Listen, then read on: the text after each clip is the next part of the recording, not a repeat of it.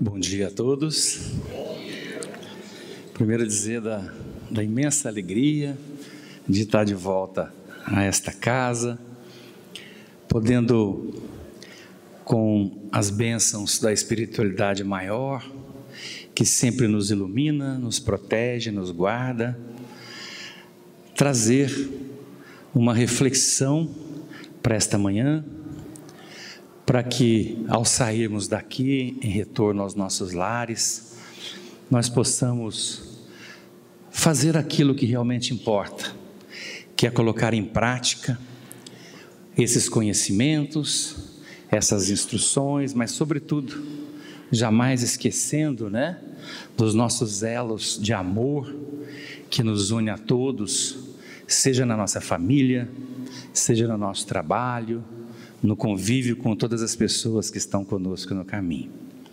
Afinal de contas, o objetivo de nós estarmos aqui, neste mundo de provas e expiações de forma transitória e passageira, é exatamente para que a gente possa aprender a arte do amor, aprender a nos amarmos e realmente fazermos a diferença uns nas vidas dos outros. Nós trouxemos um tema hoje para falar aqui nessa casa sobre as nossas perspectivas para a vida futura. E quando nós falamos assim, geralmente nós já entendemos que nós queremos dizer da próxima vida, da próxima encarnação. E na verdade, quando Kardec, na obra da codificação, e depois inúmeras obras que nos auxiliam de forma a complementar e principalmente a interpretar as obras da codificação, nós entendemos que a vida futura, na verdade,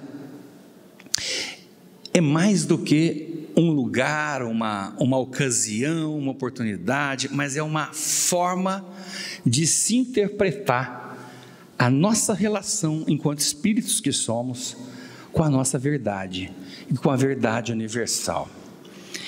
Então nós estamos aqui nesse planeta por alguma razão, Talvez seja difícil dentro das nossas limitações, que nós estamos sujeitos pela própria matéria que nos envolve ou nos acompanha, a entender exatamente a realidade, a verdade, de onde nós viemos, aonde nós estamos, para onde nós iremos, quando iremos e de que modo nós iremos. São muitas dúvidas. Se a gente perguntar para qualquer um, e aí, de onde você veio? Eu vim aqui do Tatuapé de São Paulo. Mas se a gente perguntar de onde você veio espiritualmente, muitos de nós ignoramos. O que nós estamos fazendo aqui nesse planeta? Para onde nós vamos, quando nós vamos, de que forma nós iremos. Mas o certo é que nós procuramos a todo instante entender a dinâmica de tudo isso. Como é que tudo isso se processa na nossa vida, E eu gosto de comparar, como a minha filha fez aqui também, a Camila, Marco Aurélio também usa muito de comparações, metáforas, A gente aprendeu muito isso.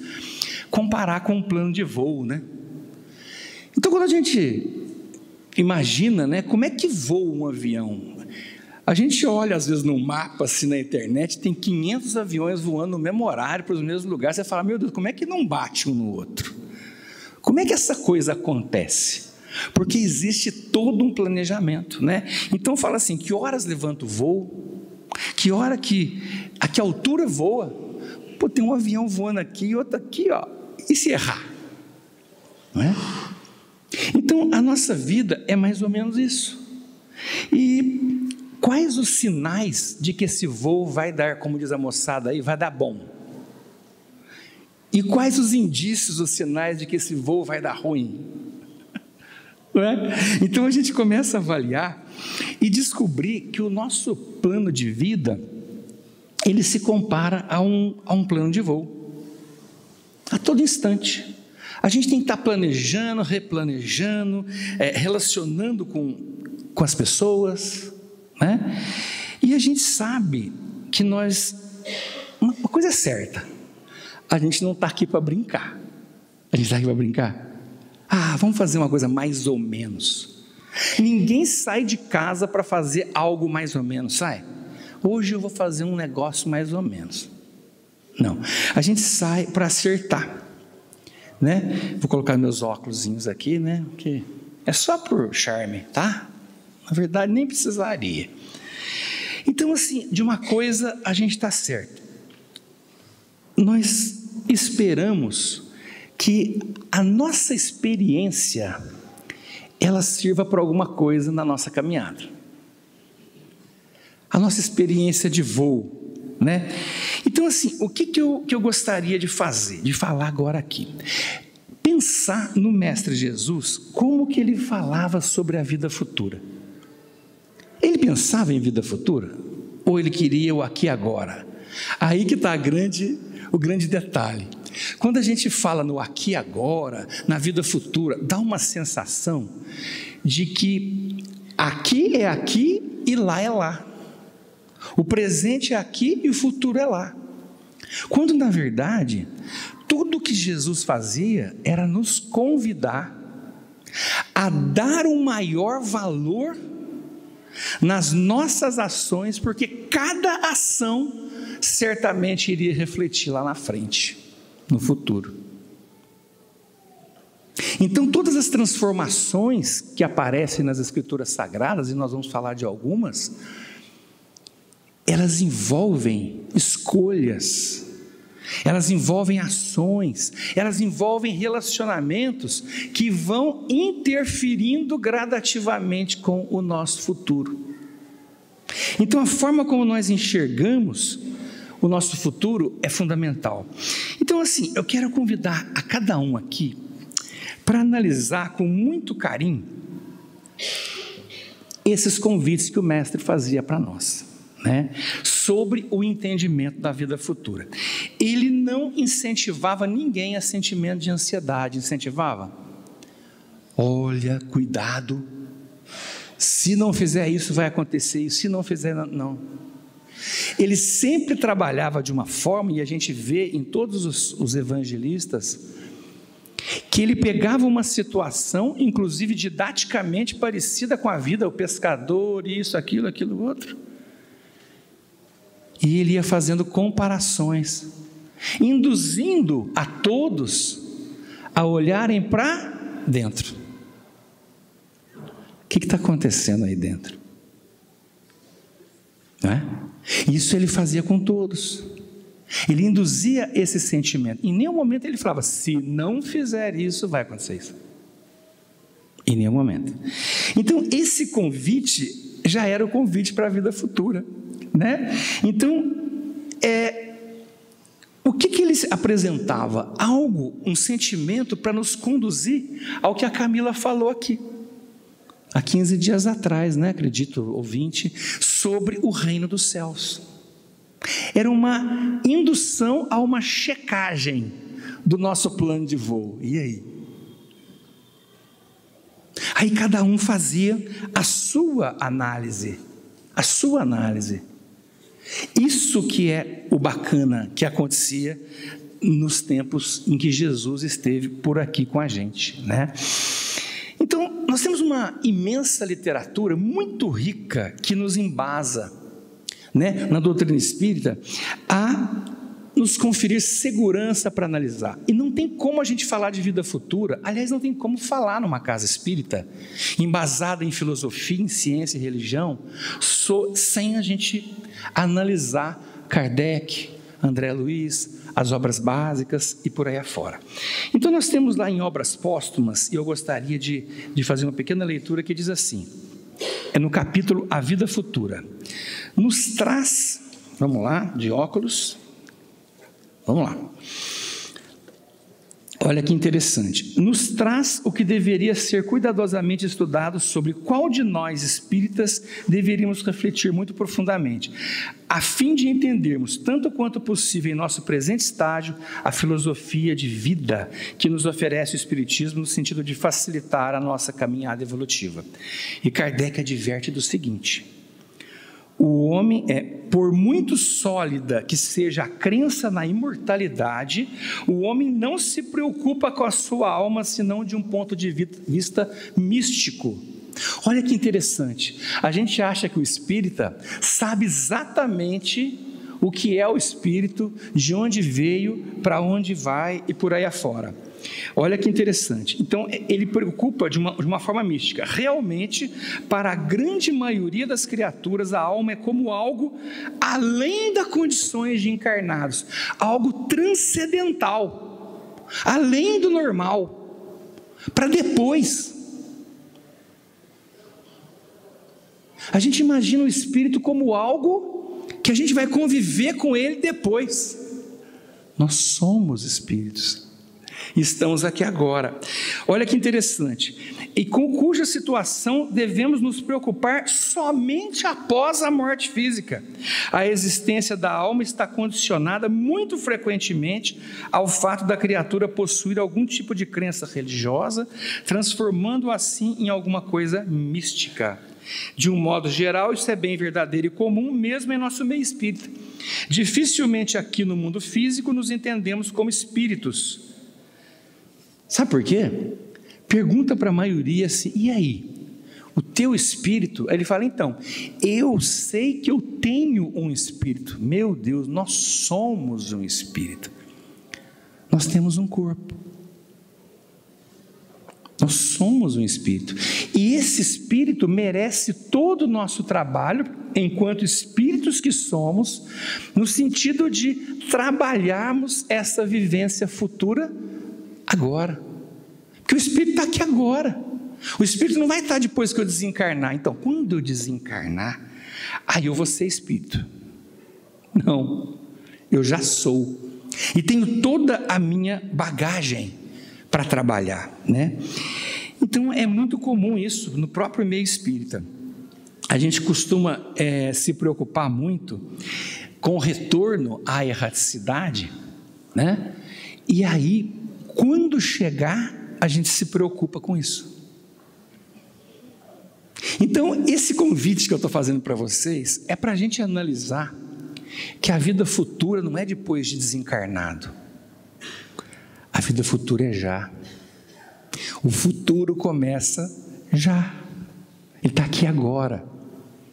Então, todas as nossas ações, tudo aquilo a que a gente se propõe a realizar, está acontecendo aqui, agora, nos nossos relacionamentos, nas nossas buscas por algo melhor para a nossa vida, na nossa capacidade não só de nos servirmos da existência e das pessoas, como de servir as pessoas na existência.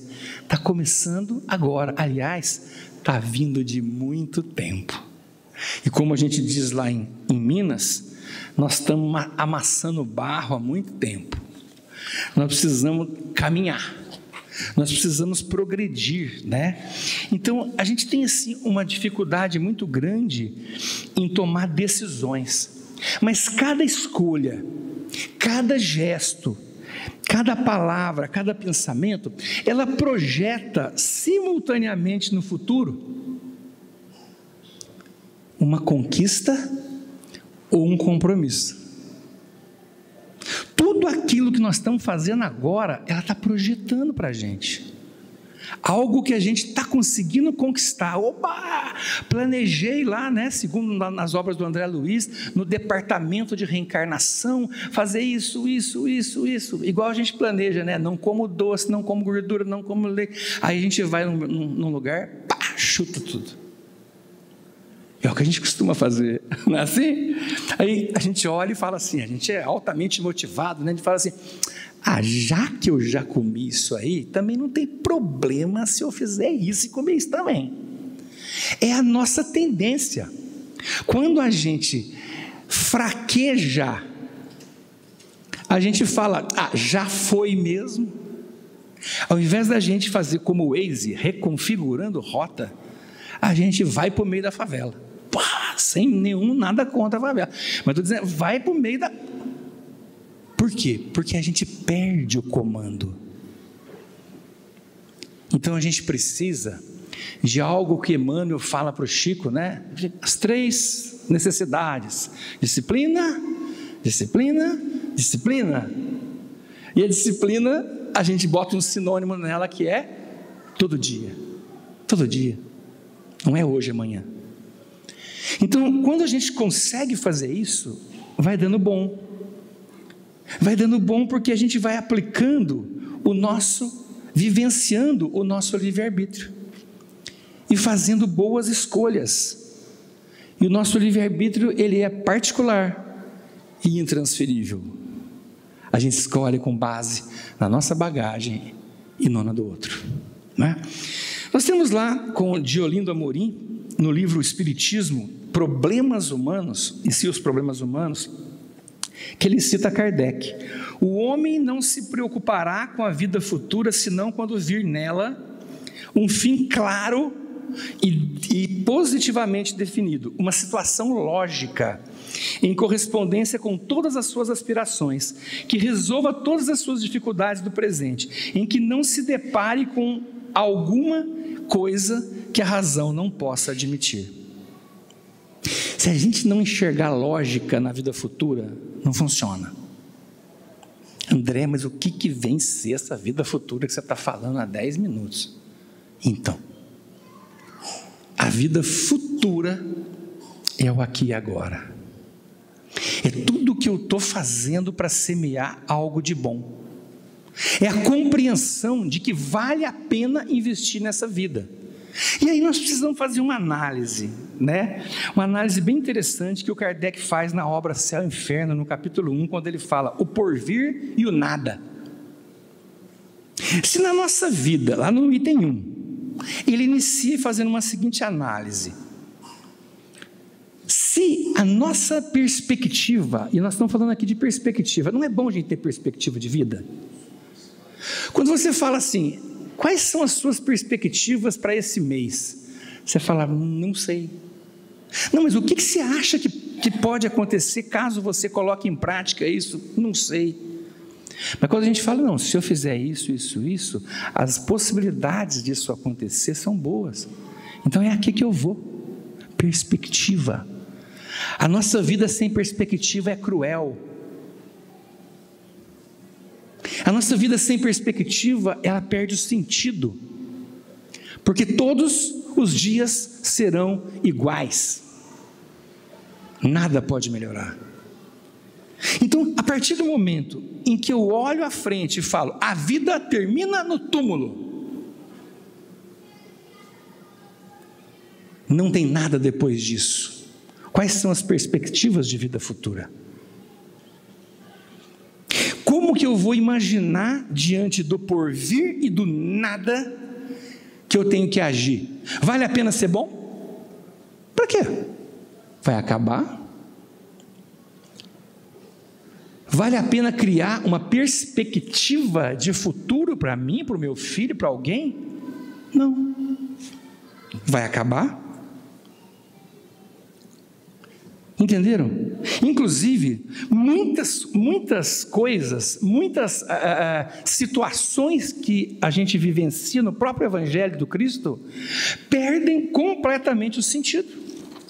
Perdem completamente o sentido, né? Por quê? Porque nós temos lá, quando Paulo, olha que interessante,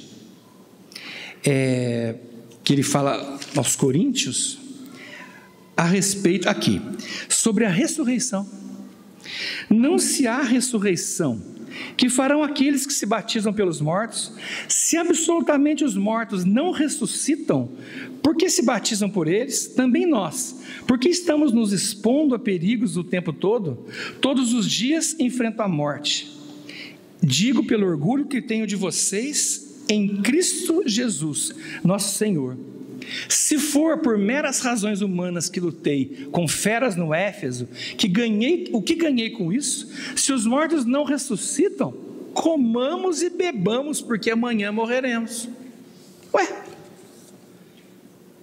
se vai acabar, vamos usufruir da vida, vamos curtir a vida. Então qual a razão? Se não existe uma vida futura, para nós nos dedicarmos ao bem? Qual a razão para a gente fazer a diferença na vida das pessoas, como se a gente sabe que isso não vai fazer nenhuma diferença? Tudo vai acabar. Então, é exatamente isso que a gente tem que levar em consideração nessa nossa análise. Nós precisamos entender que precisa existir uma razão à frente, que precisa existir um motivo para que eu me dedique à vida com amor. Do contrário, não faz sentido. Então nós temos em inúmeras passagens das Escrituras Sagradas exemplos de pessoas que decidiram mudar de vida. Mas eu pergunto, mudar de vida para quê? Qual a razão de nós decidirmos mudar de vida? Quando eu saio de casa, eu já tenho o meu jeitão, não é? Eu já quero conviver do jeito que eu quero conviver. O que me leva a uma nova postura num relacionamento, na casa espírita, com a minha família? É exatamente nós acreditarmos que nós precisamos manter a nossa consciência tranquila, mas nós precisamos ter uma fé no futuro. E é aí que nós temos que trabalhar, né? Nós temos lá no Livro dos Espíritos, na questão 23, que diz o seguinte: ao responder acerca da natureza do Espírito, tem-se a afirmação: ficai sabendo, coisa nenhuma é o nada, e o nada não existe. E na questão 36, Kardec pergunta se o vácuo absoluto existe em alguma parte do espaço universal, tendo como resposta: não, não há o vácuo. O que te parece vazio está ocupado por matéria que te escapa aos sentidos e aos instrumentos. Kardec, no livro A Gênese, em caráter da revelação espírita, diz o seguinte: com a doutrina do nada após a morte, todas as relações cessam com a vida. Tudo aquilo que a gente semeou e plantou, perdeu, virou pó, né? Assim, os seres humanos não são solidários no futuro. Nada esperando depois da morte, faz de tudo para alimentar os gozos do presente. Se sofre, só tem a perspectiva do desespero e o nada como refúgio. Olha que interessante. Então, o que nós temos que ver nessa situação, né? É que se nós dermos o crédito ao nada, o pessoal chama de nadismo, né? Tem um amigo nosso, o Renan, lá de Monte Belo, e fala assim: mas a coisa melhor que tem na vida é o nadismo, é não fazer nada, é não acreditar em nada. Existem pessoas que vivem, entra no Google lá, nadismo, existe. É não fazer nada, é não acreditar em nada. Então nossa vida perde sentido, né? Então nós precisamos, assim, de uma forma lógica, entender a questão da vida futura, né? Então toda a obra da codificação da doutrina e ainda as obras complementares, elas se preocupam muito com quanto nós estamos focados na nossa vida futura. O quanto que a gente realmente entende isso? O quanto que a gente entende que nós precisamos viver dessa forma, né? Não de uma forma incrédula, mas de uma forma a acreditar que realmente nós temos muitas coisas pela frente, né? Então nós temos algumas questões que nós gostaríamos de compartilhar com vocês aqui. Primeiro, qual o nosso entendimento dessa vida futura? Se nós pararmos aqui agora e perguntarmos assim, como diz o Cortella, né? Quando eu me for, e eu irei, e todos vocês irão, né? O que esperar? O que esperar? Porque a gente tem muito essa tendência, né? O que será que me aguarda? É tão fácil saber, né? O que eu estou trabalhando na minha vida? Assim como uma viagem, né? Tem alguém me esperando lá para fazer uma palestra. O que essas pessoas esperam? esperam de mim? Aí a pergunta é outra: o que você espera de você? Qual tem sido a semeadura? Tal será a colheita equivalente, não é? Quais os limites do nosso entendimento? Nós enxergamos mais além com relação a isso? Ou, o que acontecer está bom demais. O que estiver me esperando está bom demais. Estou para todo serviço, pau para toda obra, né? Quais as perspectivas para a minha vida? Do que dependem essas perspectivas? E agora, uma pergunta fundamental. A gente tem medo do quê? Pensem com vocês agora. Pense uma coisa que dá medo em vocês. Feche os olhos assim. Nesse momento, o que vocês estão pensando que possa ser uma coisa que dá medo? Muita gente tem medo de barata, de cobra, de rato. Mas se a gente perguntar na nossa vida, do que eu posso dizer que eu tenho medo? Podem abrir os olhos. O maior medo ainda é, independente da crença, o medo da morte. Mas por que a gente tem medo da morte? Se a gente tem a nossa consciência tranquila e a fé na vida futura, está tudo garantido. Como diz o pessoal lá do Rio, está tudo dominado. A gente não tem por que ter medo. Então, por que a gente tem esse medo da morte?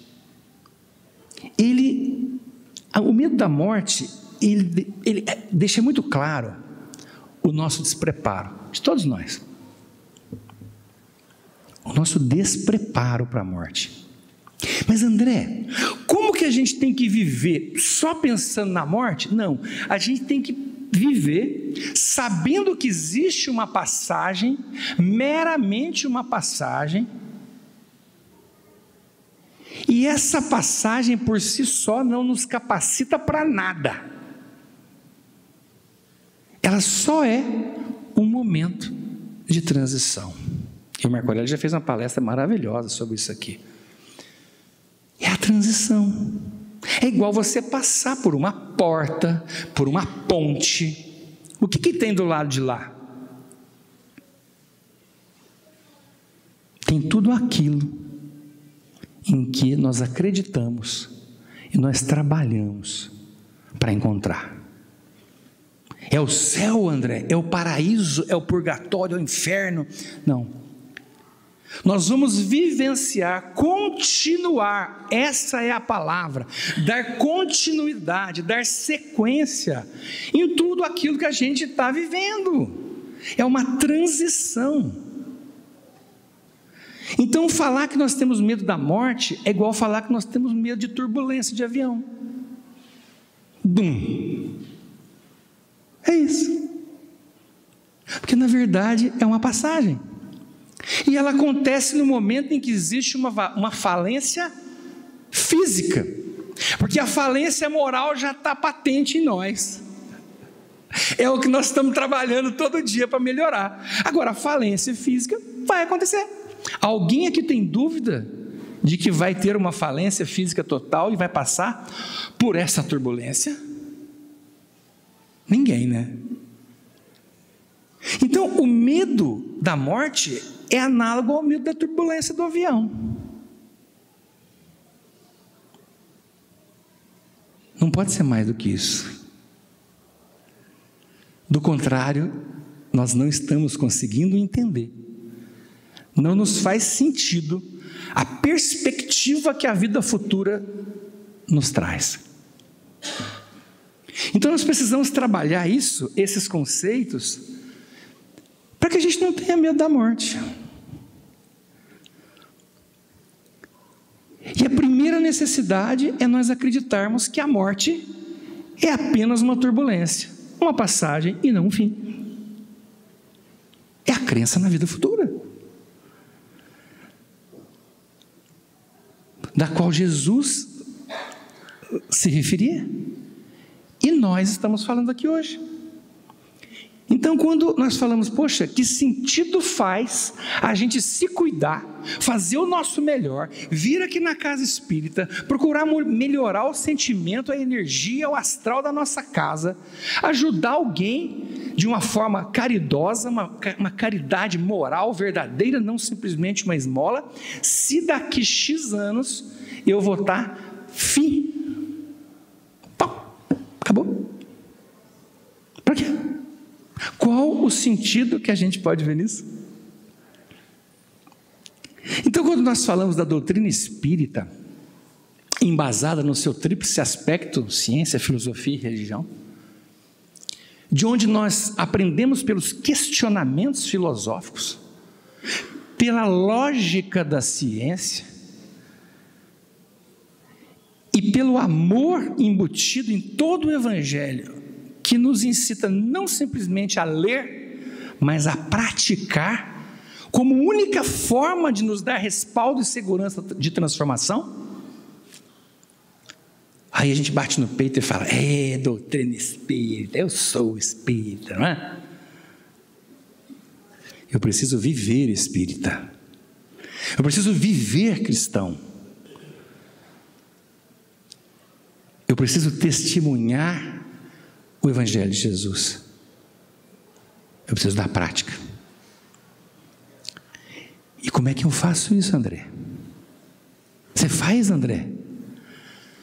Eu não gosto da palavra tenta. Aí eu tento. Tentar é pouco. Eu gosto da palavra esforço. A gente se esforça. E é o que Jesus espera de nós. E é o que Deus, que é a inteligência suprema do universo, que é a causa primária de tudo que nós temos aqui e nos rege, espera de nós. É o que os espíritos que estão sofrendo com a gente, tentando dar um norte para nós todo dia, que a gente ignora, esperam de nós. Né? A gente usa muito tampão, né? O espírito guia, nossa, vem e fala, a gente fala, ops, põe de cá, tampa. Está falando muito. Né? Aí quando o obsessor fala, ele fala de um jeitinho que a gente entende, porque está mais na nossa sintonia, a gente tira, né?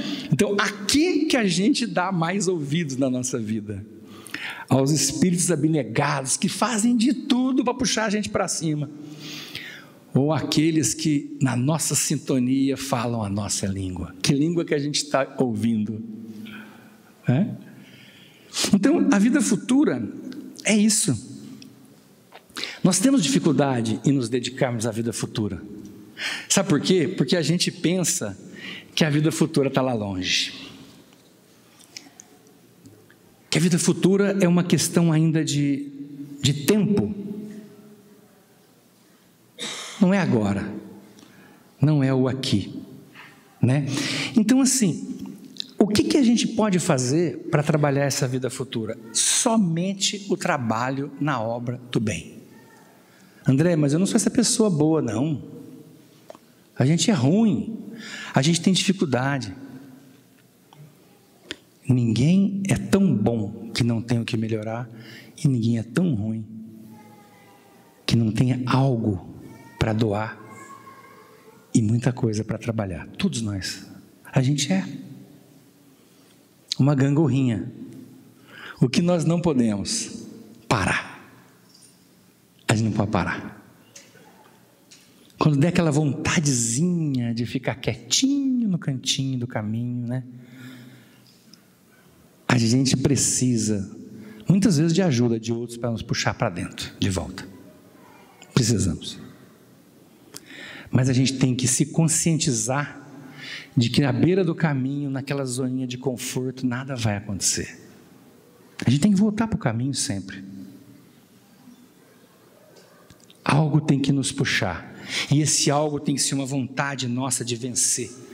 Tem um amigo nosso, né, que é dentista, o Yuri, e ele fala assim, doutor, ele tem 24 anos só, né? Ele fala assim, eu tenho muitas falhas, mas uma coisa me ajuda. Eu acordo todo dia com uma vontade de vencer tremenda. Eu falei, que exemplo. Quanto que a gente tem de vontade de vencer quando a gente acorda? Ou a gente fala, hoje vai ser mais um dia catastrófico.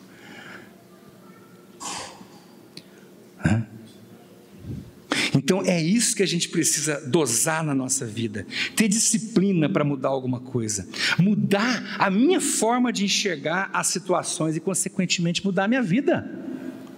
Mas eu preciso acreditar que existe algo além. Então assim, o meu pensamento, ele é a base de tudo. Eu sou aquilo que eu penso. Nas obras de André Luiz nós temos lá todo esse raciocínio a respeito.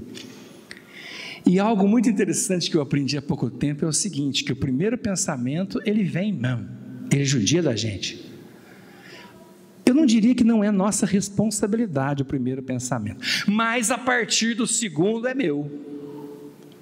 Porque eu já vi que veio coisa meio estranha, eu tenho que trabalhar o meu segundo pensamento. O primeiro, ele vem de rompante, ele nos desarma. Quem sabe se tal, não sei. Opa! A hora que eu vi o padrão daquele primeiro pensamento, é minha responsabilidade trabalhar do segundo para frente. É a hora que eu tenho que ter consciência de que algo está errado. É o momento da grande virada. A gente trabalhar esse pensamento. E na nossa vida a gente fala assim, eu preciso de muita inspiração.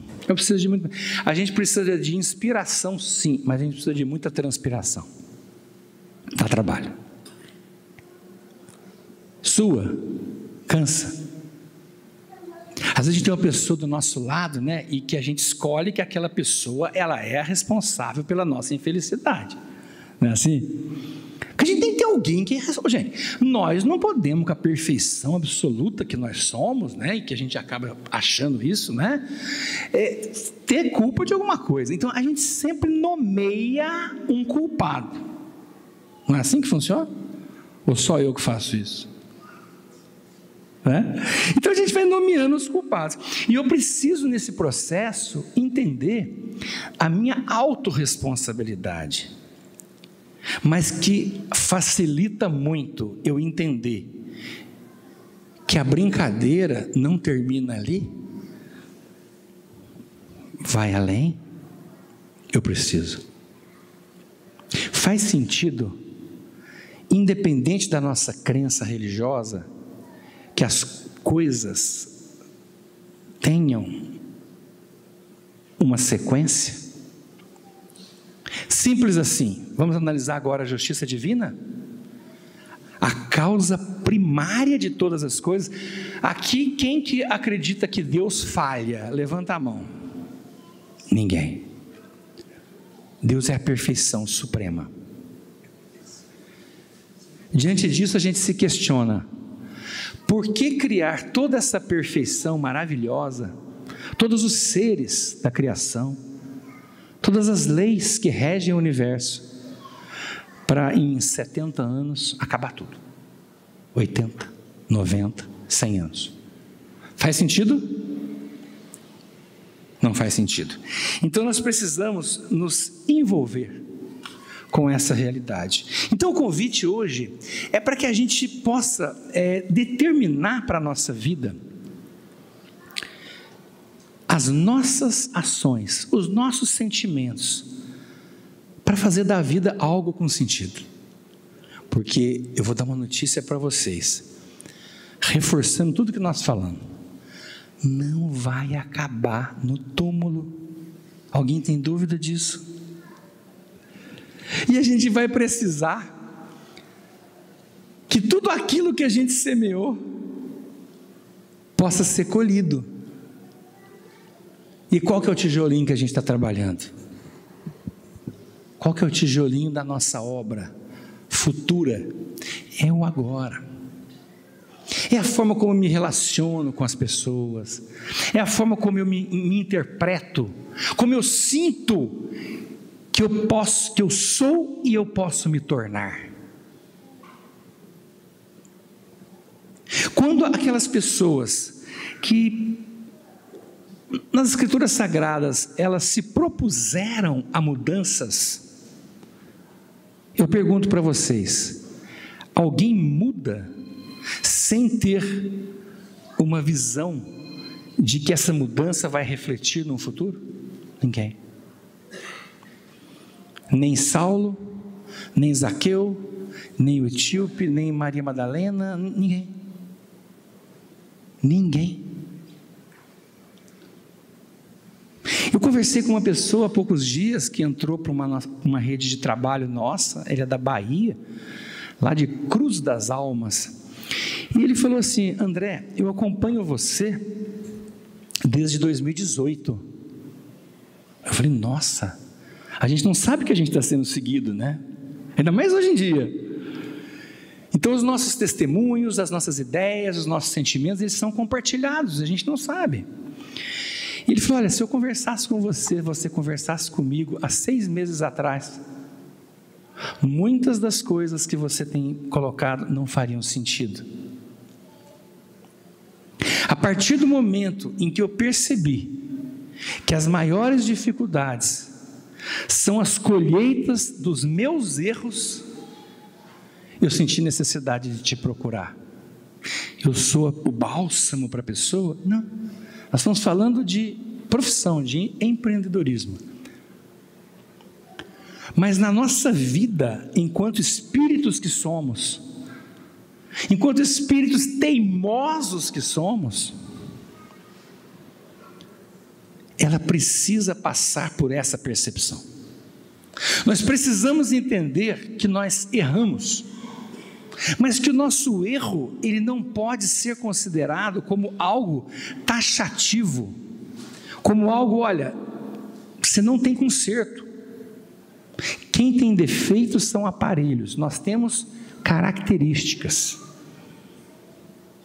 Pessoas não têm defeito, quem tem defeito é aparelho, é carro, é equipamento.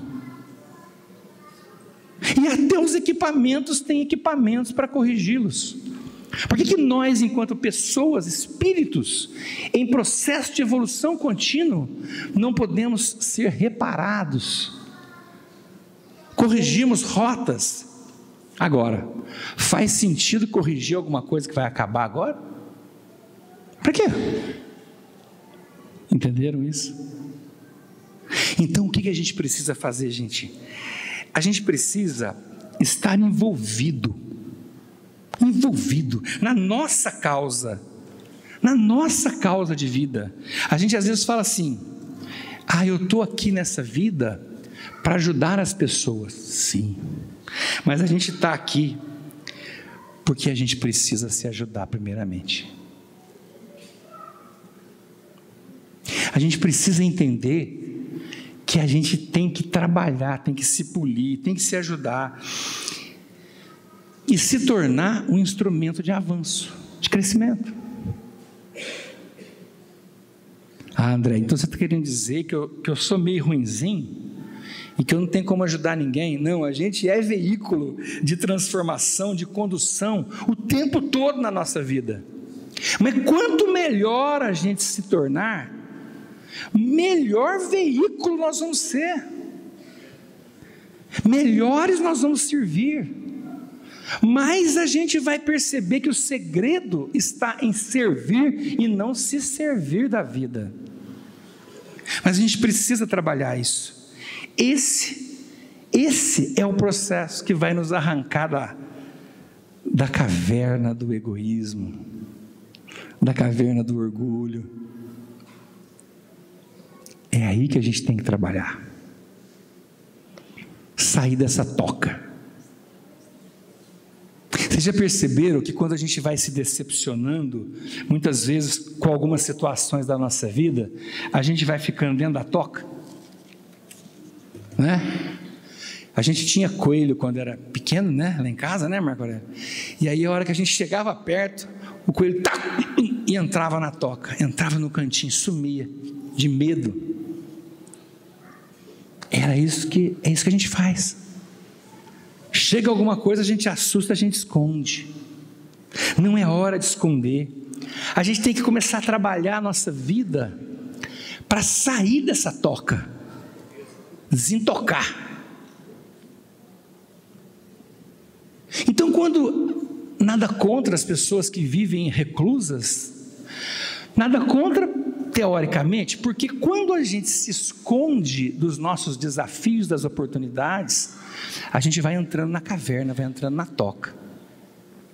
A gente não se relaciona, a gente relaciona só com a gente mesmo. É bom se relacionar com a gente, é o que a Camila, minha filha, fala que é solitude. Ela fala, solidão não, pai, mas solitude é bom. Hoje ela me falou isso num áudio, que ela está em Poços de Caldas, participando de um evento, com o Valadares, com o pessoal lá, e ela fala, eu estou em solitude, não estou solitária. É bom a gente conviver com a gente, mas eu vou falar uma coisa para vocês. A gente já convive com a gente 24 horas, né? A única pessoa com quem a gente convive o tempo todo. Por isso que a gente tem gostado da gente, né? Já pensou que coisa mais chata? Você conviver com a única pessoa que você convive 24 horas e não gostar dessa pessoa? Meu Deus! É terrível! Então, é importante a gente gostar da gente. Só que existe uma realidade, existem coisas que a gente ainda não compreende. E que na relação com as pessoas a gente começa a compreender. Então a gente precisa relacionar. Tem que sair da toca. Do contrário, Deus criaria um mundinho para cada um e colocaria lá, tipo uma ilha, tipo uma solitária, e falava, fica aí, deixa o trem ferver. A hora que entrar em ebulição, a gente vê no que você se tornou. É assim que funciona? Não, a gente está num planeta para o qual nós viemos com tendências muito parecidas, viu? Quando você acha que você é muito melhor do que a sogra, olha, presta atenção. Olha, a gente é tudo no mesmo barco, viu? E geralmente a gente ainda é um pouquinho pior. A gente não sabe. Porém, nem tudo está perdido, aliás, nada está perdido. Quando a gente sai da toca, a gente começa a perceber que muitas coisas fazem sentido. E a gente tem que trabalhar isso. Então nós precisamos ter em mente, isso que eu quero que vocês levem para casa, que a vida futura, ela só existe quando a gente compreende que a essência da vida está no hoje. É hoje. A coisa está acontecendo aqui e agora. A gente não pode tapar o passado, falar, olha, o que viveu eu não posso considerar. Não, nos capacitou. Mas também a gente não pode ficar vendo o futuro como uma coisa que virá, fruto de uma surpresa. Não tem surpresa nenhuma, gente. Não pode ter surpresa. Surpresa do quê? Se eu sei a vida que eu levo, se eu sei o que eu planto. Alguém colhe figo de macieira?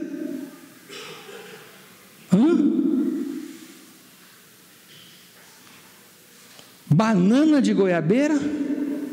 Não, a gente sabe exatamente o que vai colher, a gente sabe exatamente o que pode esperar como fruto daquilo que a gente está vivendo. Por isso que quando a gente quiser uma maçãzinha, gente, planta maçã, não planta uva não. Entenda que tudo aquilo que a gente escolhe para nós, fruto, olha, das nossas escolhas, da nossa percepção, do nosso livre-arbítrio. André, eu faço tudo para fazer escolha boa, mas a minha esposa me atrapalha o dia inteiro. Atrapalha? Aonde que ela atrapalha? Igual dieta, né? A minha esposa me atrapalha a dieta. Ela bota a goela abaixo, como a gente fala lá em Minas, alguma coisa para você comer? Não. Então a escolha é tua. A escolha é sempre nossa. O que nós estamos escolhendo para nós hoje?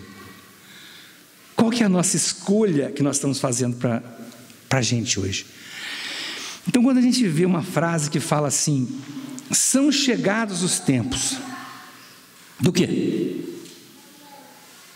André, não dá para transferir esse tempo para a semana que vem, porque essa semana eu estou com uma série de pendências.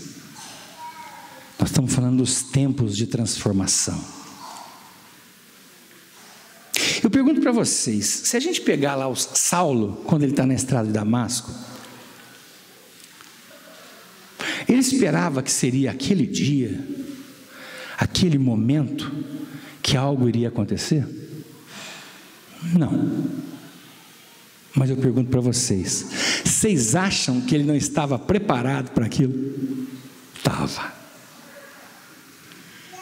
Era um cara extremamente culto, que falava muitas línguas, que se preparava para tudo. Naquele momento a tarefa dele era perseguir aquelas pessoas. Mas ele estava preparado para muita coisa que viria.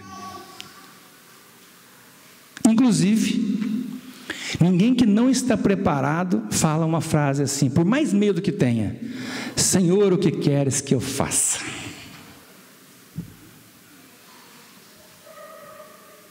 Isso é quando nós nos colocamos diante do mundo e falamos: o que eu posso fazer para mudar essa realidade? O que o Senhor quer de mim? O que você, o mundo, quer de mim? Não é? Quando Zaqueu procura compensar a sua baixa estatura, para enxergar algo além dos sentidos normais, ele se coloca numa situação em que ele é encontrado, mas ele faz a parte dele. Ele está pronto. Aí a pergunta é: o quão pronto nós estamos para dar um passo além? E esse passo não tem como ser além, se a gente não acredita que tem algo além. Se não tem nada além, mudar para quê? Então a gente tem que trabalhar entendendo isso, que os tempos são chegados em que o homem velho está gritando desesperadamente para que seja substituído por algo novo e bom. O quanto nós estamos contribuindo para essa nova caminhada do homem bom em nós? O quanto que a gente está se preparando realmente para fazer a diferença no mundo? Para que a vida futura, ela não seja simplesmente algo que virá depois. Algo que brotará do nada, de forma mágica depois do momento a que nós tanto tememos, que nós chamamos de morte. O que eu estou fazendo para que isso seja diferente? Para que a cada dia eu possa iniciar uma nova caminhada pelas curvas da nossa estrada de Damasco. Então nós temos aqui um poema que eu gostaria de ler para vocês, que se intitula Em Torno do Futuro, de Emmanuel a Chico Xavier. Não precisas procurar adivinhos para saber o que te espera. Nem necessitas daqueles outros que te descubram o passado, que já conheces pelas próprias tendências. A vida é o presente vivo e imperecível. Na tela das horas, somos o ontem que se foi e seremos o amanhã que virá. A semente plantada resume todas as nossas cogitações em torno do porvir. Terás o que cultivas. Não colherás figos na macieira ou vice-versa. Ciente de que todos os pensamentos e atos são sementeiras de destino, seleciona o material que consideres adequado à tua felicidade e centraliza-o no serviço do bem aos semelhantes. Do que deres no presente, recolherás os resultados depois. O futuro começa agora. Cede hoje à vida o que possuas de melhor, e amanhã aquilo que a vida tenha de melhor te responderá. Então, nesse sentido, e a gente se emociona, né? Porque realmente é um desafio para todos nós, a crença de que a gente está aqui para fazer o que realmente vale a pena ser feito. Porque é necessário que, com tudo isso, um dia nós possamos, em outras paragens, percebermos que valeu a pena. Que valeu a pena cada esforço para que a nossa estrada de Damasco pudesse gerar a nossa transformação. Desculpando pela emoção, eu peço a Jesus que nos abençoe hoje e sempre.